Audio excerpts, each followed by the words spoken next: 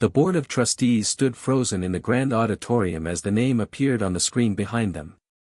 The newly renovated medical research building, a gleaming testament to excellence and innovation, would bear the name of someone they never expected. Someone they had once dismissed as worthless. Someone whose parents hadn't even bothered to attend his graduation because they were too busy celebrating his younger brother's engagement party. Dr. Marcus Kane stood at the back of the auditorium that day, watching the shock ripple across faces he recognized all too well. But to understand how a man goes from being called a failure by his own family to having a major university building named in his honor, we need to go back. Back to where it all started. Back to the day that changed everything. Marcus Kane had always been invisible in his own family. Not because he lacked talent or ambition, but because he wasn't Nathan. Nathan, the golden child. Nathan, who could do no wrong. Nathan, whose every achievement was celebrated like a national holiday while Marcus's accomplishments were met with polite indifference. The breaking point came on what should have been one of the proudest days of Marcus's life. His medical school graduation. For years of relentless studying, sleepless nights, working 2 part-time jobs to supplement his loans, sacrificing relationships and social life, all to become the first doctor in his family. He'd sent the invitation to his parents 3 months in advance. Called them weekly to remind them. Even offered to pay for their hotel. The morning of graduation, his phone buzzed with a text from his mother. "Can't make it today. Nathan's engagement party got moved up. You understand. We'll celebrate your thing later. Proud of you. Your thing." For years of his life reduced to, your thing. Marcus stared at that text message for 20 minutes, sitting alone in his small studio apartment, his graduation gown hanging on the back of his door. Around him, he could hear his neighbors getting ready, families arriving, excited voices echoing through the hallways. He thought about not going. What was the point of walking across that stage with an empty seat in the audience? But he went. And he walked across that stage with his head held high, even though every empty chair in the family section felt like a knife to his chest. Even though he heard other graduates' families cheering and saw parents crying with pride while his own couldn't be bothered to show up. After the ceremony, while his classmates celebrated with their families at expensive restaurants, Marcus walked back to his apartment alone. That's when his phone rang. His father. For a moment, hope flickered in his chest. Maybe they'd had a change of heart. Maybe they were calling to apologize, to tell him they were proud. "Marcus, thank God you answered," his father's voice came through, slightly slurred. They were already drinking at Nathan's party. "Listen, Nathan needs a best man gift, something really special. You're good with this stuff. What should we get him? Budget is around $3,000 for Nathan's best man gift." Marcus's parents hadn't sent him a single dollar throughout medical school. "I graduated today, Dad," Marcus said quietly. Right, congrats on that. "So about the gift, we were thinking maybe you missed my medical school graduation to go to Nathan's engagement party." There was a pause. Then his father sighed, that particular sigh that Marcus knew meant he was being difficult. "Marcus, don't be dramatic. We'll celebrate your thing next weekend." This was important. "Nathan's getting married. And I became a doctor. You're 28 years old, Marcus. You're supposed to graduate. It's not exactly a surprise. Nathan finding a woman like Jennifer, now that's special. That's worth celebrating." Something inside Marcus broke in that moment. Not dramatically. Not with rage or tears. Just quietly, like a bridge cable snapping deep underwater. "You're right, Dad. Congratulations to Nathan." He hung up before his father could respond. That night, Marcus sat in his empty apartment, his diploma on the table in front of him, and made himself a promise. He would never again seek validation from people who had decided he wasn't worth their time. Not his parents. Not his brother. Not anyone. He would build something so undeniable that his worth would never be questioned again. But what Marcus didn't know was that his journey from invisible son to celebrated surgeon would begin not in an operating room, but on a rainy Tuesday afternoon on a street corner in Manhattan. 2 years after graduation, Marcus was completing his residency at Mount Sinai Hospital. The hours were brutal, the pay was barely enough to cover his loans and rent, and he was so tired he sometimes forgot what day it was. But he was good at what he did. Exceptional, even. His attending physicians had noticed. So had the patients. On this particular Tuesday, Marcus was walking to the subway after a 30-hour shift. His scrubs were wrinkled, his eyes burned with exhaustion, and all he wanted was to collapse in his bed for the next 12 hours. The rain had started without warning, that sudden downpour that only New York could produce, and people scattered for cover. That's when he saw the old man collapse.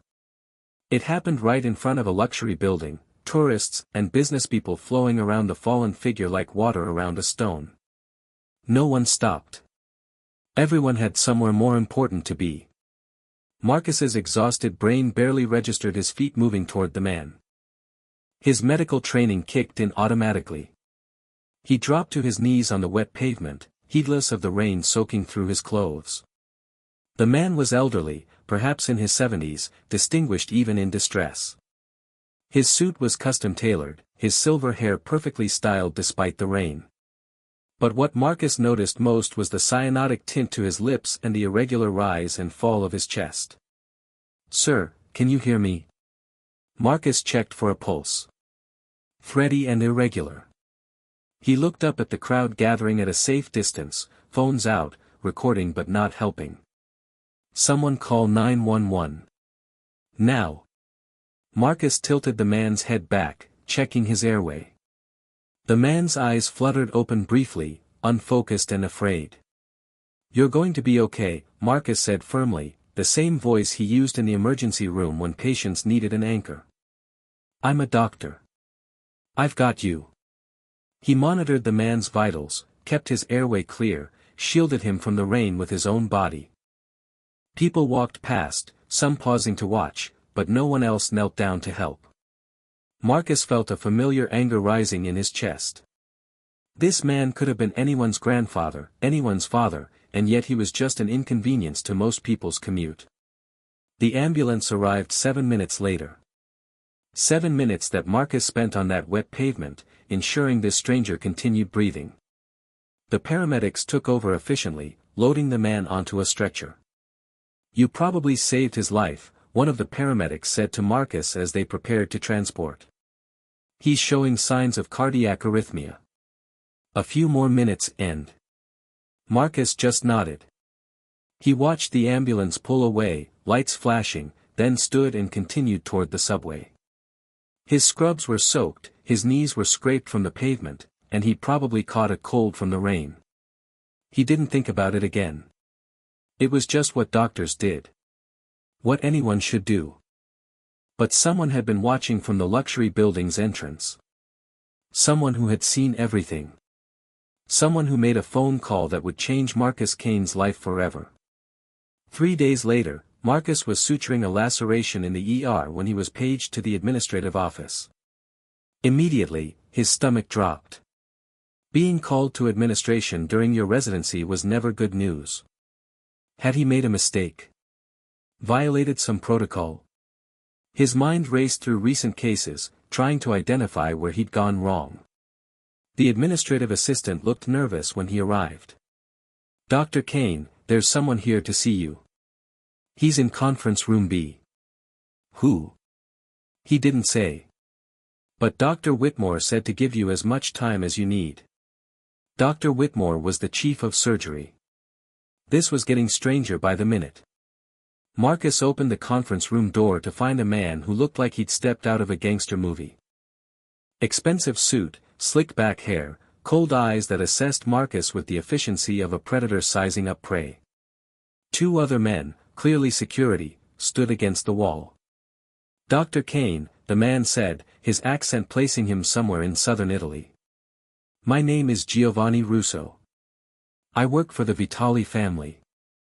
You helped my employer 3 days ago in the rain. Marcus's mind raced back to the collapsed man on the street. The elderly man. Is he all right? For the first time, something that might have been respect flickered across Giovanni's face. That's your first question. Not who we are or what we want. I'm a doctor. Patient welfare comes first. Roberto Vitali is recovering well, thanks to your quick intervention. The doctors said you saved his life. Giovanni leaned back in his chair. Mr. Vitali would like to thank you personally. Would you be available for dinner this evening? Everything about this felt wrong. The intimidating presence of these men, the formal way Giovanni spoke, the carefully neutral expression that suggested violence was always an option. Marcus had grown up watching mob movies. He knew what a name like Vitali probably meant. That's not necessary, Marcus said carefully. I was just doing my job. Mr. Vitali insists. And what Mr. Vitali wants, he gets. It wasn't a threat, exactly, but it wasn't a request either. Marcus weighed his options. He could refuse, but something told him these weren't men accustomed to hearing no. And honestly, curiosity was getting the better of him. What time? That evening, a car picked Marcus up from his apartment building. Not just any car, a Bentley with a driver who treated him like visiting royalty. They drove to Little Italy, to a restaurant that didn't appear on any map or review site, the kind of place that only served people who knew it existed. Inside, the restaurant was elegant and understated. But Marcus noticed the details, the men stationed at strategic points, the deference shown by the staff, the way conversations quieted when they walked past. This wasn't just a restaurant. This was a throne room. Roberto Vitali sat at a corner table, and Marcus recognized him immediately. The old man looked stronger than he had on the street, color returned to his face, but there was a fragility there that hadn't been visible beneath the expensive suit. Dr. Kane, Roberto stood with surprising grace for a man who'd nearly died 3 days ago. Thank you for coming. Please, sit. Marcus sat, acutely aware of the eyes watching from every corner of the restaurant.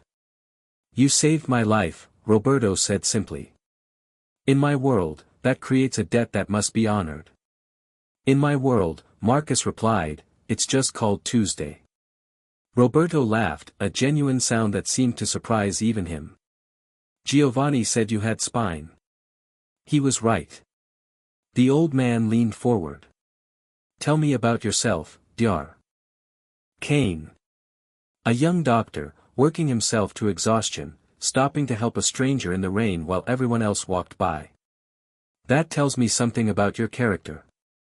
There's not much to tell. Humor an old man. I almost died on that sidewalk. I'd like to know who gave me a second chance. So Marcus talked. And somehow, perhaps because he was so exhausted or perhaps because Roberto had a way of listening that made you want to keep talking, he found himself sharing more than he'd intended. His family's dismissal. Missing his graduation. 2 years of proving himself in a hospital that chewed up residents and spit them out. The student loans that felt like a life sentence. The constant exhaustion. Roberto listened to all of it, his dark eyes never leaving Marcus's face. When Marcus finally finished, embarrassed at how much he'd revealed, the old man was quiet for a long moment. Your family didn't come to your graduation, Roberto said slowly, and there was something dangerous in his voice. It's fine. I'm over it. No, you're not. And you shouldn't be. Roberto signaled to a waiter, who brought over a folder. Dr. Kane, I'm a businessman. I believe in debts being paid and loyalty being rewarded. You gave me my life back when you had every reason to walk past like everyone else did. Now I want to give you something in return. He slid the folder across the table. Marcus opened it and felt his breath catch. It was a job offer. Attending physician position at a private medical facility. The salary was more than triple what he made now. Full benefits. Student loan repayment assistance. Housing allowance. What's the catch?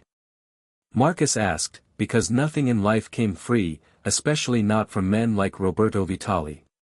The catch, Roberto said with a slight smile, is that you be the primary physician for my family and our associates. Some of whom occasionally require medical attention that they prefer not to receive at public hospitals. You're asking me to treat criminals. I'm asking you to treat people. What they do with their lives outside your examination room is their business. Roberto leaned back. But I won't lie to you, Dr. Kane. Yes, you would be associating with people who exist outside conventional society. Yes, there are risks. But there are also rewards. The facility is state-of-the-art. You'd have resources most doctors dream of. And you'd have the protection of the Vitali family, which in this city, means something. Marcus looked at the offer again. This salary could change his life. He could pay off his loans in years instead of decades. He could live somewhere that wasn't a closet with a window. He could build the kind of career his family would have to acknowledge. But at what cost? I need to think about it, Marcus said. Roberto nodded as if he'd expected this. Of course. Take a week. But Dr. Kane, let me tell you something my father told me when I was young. The world doesn't reward men for being good. It rewards them for being useful. You've spent your whole life being good, following rules, trying to earn recognition from people who will never give it. Maybe it's time to be useful instead. As Marcus left the restaurant that night, his mind was churning. Everything he'd worked for, everything he'd been taught, said to refuse this offer. You didn't get into bed with the mob. You didn't compromise your ethics for money. But then he thought about his parents celebrating Nathan's engagement while he'd walked across that stage alone. He thought about years of being invisible, of being called dramatic for wanting basic acknowledgement. He thought about how the world had taught him that doing the right thing didn't actually matter if you weren't connected, weren't special, weren't Nathan. Maybe Roberto was right. Maybe it was time to stop trying to be good enough for people who would never see his worth. Maybe it was time to build something undeniable on his own terms. Marcus made his decision before the week was up. The private medical facility was everything Roberto had promised and more. State-of-the-art equipment, unlimited resources, a staff that treated Marcus with actual respect rather than seeing him as cheap labor. His first year there, he saved 4 lives, treated dozens of serious injuries, and received more professional recognition than he'd gotten in his entire residency. He also discovered that the Vitali family, while definitely existing outside the law, operated by a strict code. They were loyal. They protected their own. They valued competence and honesty over politics and ass-kissing. It was strange, but Marcus felt more valued by these criminals than he ever had by his own family. He didn't hear from his parents during that first year. Not a call, not a text, not even a Facebook comment. Nathan got married, and Marcus wasn't invited to the wedding. His mother's Facebook was full of pictures of the happy family, conspicuously excluding the son who'd actually made something of himself. It hurt less than Marcus expected. He was building a new family. One that showed up. Roberto became something of a mentor. The old man was sharp, insightful, and surprisingly philosophical for someone who'd built an empire on violence and intimidation. They had dinner every few weeks, and Roberto asked Marcus about medicine the way Marcus imagined a father should ask his son about his passions. "You're talented," Roberto told him one evening. "But you're holding back. You're still trying to prove something to people who aren't watching. What should I be doing instead? Build something so magnificent they have to see it. Not for them. For you." That conversation planted a seed. Marcus started thinking bigger. He began publishing research papers on trauma treatment and emergency medicine. His work got noticed. Other doctors started citing his studies. He was invited to speak at conferences. Then came the breakthrough. Marcus developed a new protocol for treating cardiac arrhythmia in elderly patients, ironically inspired by his treatment of Roberto on that rainy street. The protocol reduced mortality rates by 18%. It was revolutionary. Medical journals published his work. Hospitals started adopting his methods.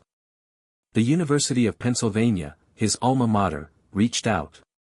They wanted to meet with him about a potential position and research grant. Go, Roberto encouraged. Show them what they missed when they let you graduate in an empty auditorium. The meeting at Penn was surreal. Department heads who wouldn't have given him the time of day during his residency now hung on his every word. They offered him everything: full professorship, his own research team, unlimited grant funding, cutting-edge facilities. And then they told him about the building. The medical school was constructing a new research facility, thanks to an anonymous donation of $50 million. They wanted to name it after someone who embodied the spirit of innovative medicine and unwavering dedication. Someone who represented what Penn physicians should aspire to be. They wanted to name it the Dr. Marcus Kane Center for Advanced Medical Research. Marcus sat in that conference room, looking at the architectural renderings of a building that would bear his name, and felt something shift in his chest. Not triumph, exactly. Not even satisfaction. Just a quiet sense of completion. There's a dedication ceremony in 2 months, the dean said. We hope you'll be there. And of course, we'd love to have your family attend. This is as much their achievement as yours. Marcus almost laughed. His family. The people who'd missed his graduation because it wasn't important enough. I'll be there, he said. But I make no promises about my family. He didn't tell his parents about the building. Didn't call them with the news. Roberto had suggested inviting them to see their reaction, but Marcus refused. I don't need their validation anymore, he'd said, and meant it. But the universe has a funny way of forcing confrontations you think you've avoided. 3 weeks before the dedication ceremony, Marcus was having coffee with an old medical school classmate when his phone rang. His mother. He almost didn't answer. Marcus. Oh my God, someone just told me the most ridiculous thing. His mother's voice came through, breathless with that particular tone that meant she was about to share gossip. Nancy Benson said Penn is naming a building after you. That can't be right, can it? I told her she must have confused you with someone else. Something cold settled in Marcus's chest. It's true. Silence. Then, what? The University of Pennsylvania is naming their new medical research center after me. The dedication ceremony is in 3 weeks. More silence. He could practically hear his mother's brain recalibrating, trying to figure out how this information fit into her worldview where Marcus was the unremarkable son. That's wonderful, honey. Your father and I are so proud. We'll definitely be there. When did you say it was? I didn't. And Mom, I'm not inviting you. What? Marcus, don't be ridiculous. This is a family celebration. No, it's my celebration. Just like my graduation was my achievement. The one you missed for Nathan's engagement party. Oh, here we go again. You're still hung up on that. Marcus, you need to let things go. We said we were proud of you. You said congrats on my thing, Marcus corrected, his voice still calm. And then asked me for gift advice for Nathan. You're being petty. This is what you do, Marcus. You hold grudges and make everything about you. We've always supported you. Name one time you came to something important to me in the last 5 years. His mother couldn't. The silence stretched. That's what I thought, Marcus said quietly. The dedication ceremony is April 15th. You're not invited. Neither is Dad. Neither is Nathan. Live your lives like I don't exist. It's what you're good at. Marcus Anthony Kane, if you hang up this phone, he hung up. His phone immediately started ringing. Calls from his mother, his father, even Nathan. Text messages flooded in, ranging from guilt trips to accusations to suddenly claiming they'd always known he'd do great things. Marcus blocked them all. The dedication ceremony was everything Marcus had never dared to dream about. University officials, prominent physicians, former professors who'd once barely acknowledged him, all gathered to celebrate his achievements.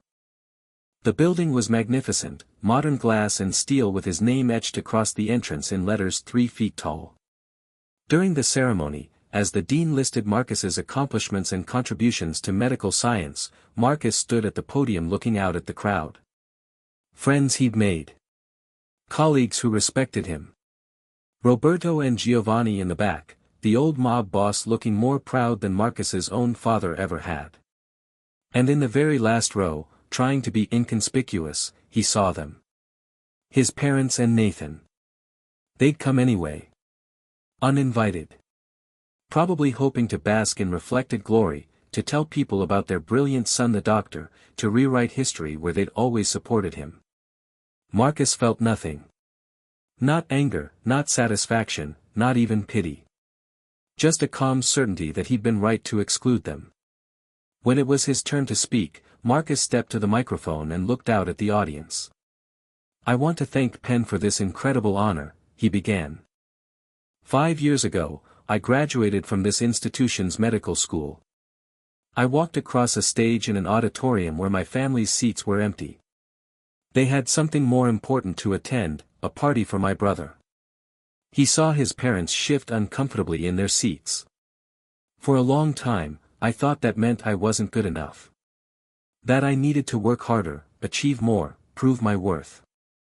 But I learned something important. You can't prove your worth to people who've decided you're worthless. You can only prove it to yourself.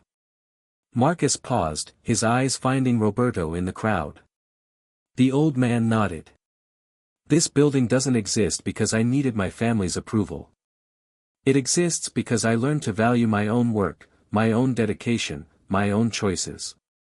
It exists because when I stopped trying to be seen by people who were looking away, I started seeing myself clearly. He looked directly at his parents now. To anyone out there struggling for recognition from people who should love you but don't see you, hear this: your worth isn't determined by who shows up. It's determined by who you become despite who doesn't. Build something so undeniable that your value speaks for itself. And then keep building, not for them, but for you. The applause was thunderous. After the ceremony, his parents tried to approach him. His mother had tears in her eyes, his father looked somehow both proud and defensive, Nathan seemed genuinely awed. "Marcus, that was beautiful," his mother said. "We're so proud of you. We always have been." "No, you haven't," Marcus said without malice. "And that's okay now. I don't need you to be. Don't say that. We're your family." "Family shows up," Marcus said simply. "You didn't. But these people did." He gestured to the colleagues and friends surrounding him, waiting to offer congratulations. To Roberto, who'd seen potential in an exhausted resident helping a stranger. To the life he'd built without them. "You're welcome to look at the building," Marcus continued. "It's a public space. But you're not welcome in my life. Not anymore. I hope you understand." For once, his mother had nothing to say. Marcus turned and walked back to the people who'd actually earned the right to celebrate with him, leaving his blood family standing alone in a crowd of strangers, finally understanding what they'd lost by never showing up. Later that evening, at a private celebration, Roberto raised a glass. "To Dr. Marcus Kane," the old man said, his voice carrying across the room. "Who taught an old mobster that kindness still exists, and who built an empire on his own terms. May we all be so brave." Marcus looked around the room at the family he'd chosen, the life he'd created, the legacy that would bear his name long after he was gone. His parents would probably tell people they'd always supported him. Would show pictures of the building at parties and claim credit for his success. Would rewrite history to make themselves feel better. It didn't matter. Because Marcus finally understood what Roberto had been trying to tell him all along. You don't build greatness for recognition. You build it because you're capable of it. You don't achieve success to prove anything to anyone.